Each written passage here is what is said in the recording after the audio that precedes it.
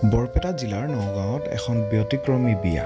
মহিদত্ত বায়নৰ ঘৰত এডাল বটগছ আৰু এডাল আহত গছৰ বিবাহ সম্পন্ন হয়।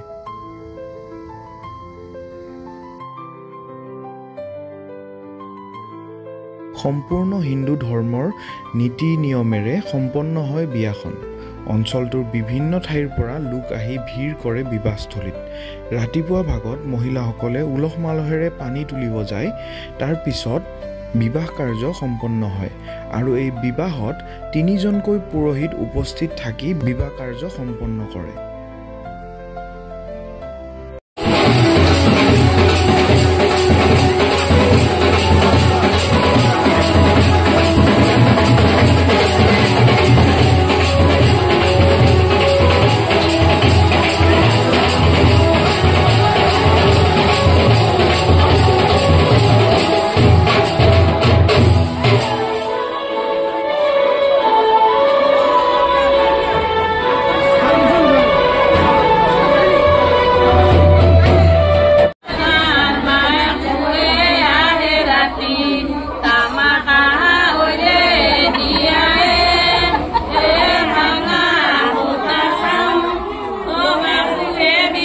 নমস্কাৰ, মোৰ ঘৰ বৰপেটা জিলাৰ নগাঁও গাঁৱত অৱস্থিত। আজি এটা উলহ মালহেৰে গছৰ বিয়া সমাপন কৰিবলৈ প্ৰয়াস কৰিছোঁ। গছৰ বিয়াটো এনেকুৱা ধৰণৰ যে মন্দিৰ যেতিয়া আমাৰ থিতাপি হৈছিল বেলগছেৰে সৈতে, তাৰপিছত অট'মেটিক আহত গছ আৰু বটগছ গজি আহিছে। আহি পেলাই 2ডাল মেৰপাচ লগাই ইমান ডাঙৰ দীঘল হৈছে। মই 2-4জনমান জ্যোতিষী আৰু ব্ৰাহ্মণ পুৰোহিতক সোধাৰ পিছত তেওঁলোকে এখন বট আৰু আহতৰ মাজত বিয়া পাতি দিবলৈ ক'লে।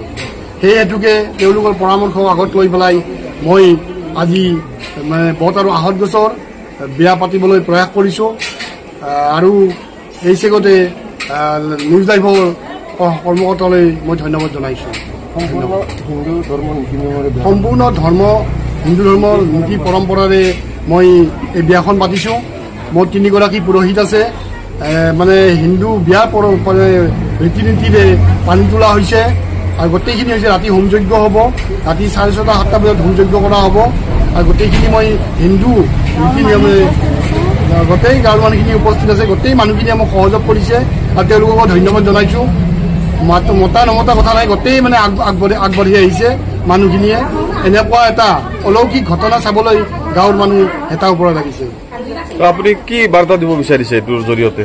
মই এইটোৰ জৰিয়তে ইয়াকে বাৰ্তা দিব বিচাৰিছোঁ যে গোটেই অল অসমৰ মানুহে এইখিনি জ্ঞাত হওক যে এনেকুৱা ধৰণৰ, মইতো বেলেগ কথা, মোৰ বয়স 50 বছৰ পাৰ হ'ল, এনেকুৱা বিৰল ঘটনা মই দেখা নাই, শুনা নাছিলোঁ।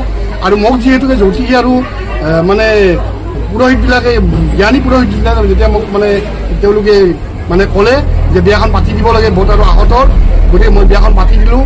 আৰু এইটোৰ মাজেৰে মই গোটেই অসমৰ জনসাধাৰণক জনাব বিচাৰিছোঁ যে তেওঁলোকেও এনেকুৱা ধৰণৰ যদি বিৰল কৃতিত্ব কাৰোবাৰ ঘৰত বা সমূহীয়া ৰাইজৰ মন্দিৰত বা এনেকুৱা ধৰণৰ ধৰ্মানুষ্ঠানত যদি হয়, তেওঁলোকে এনেকুৱা কাম কৰক।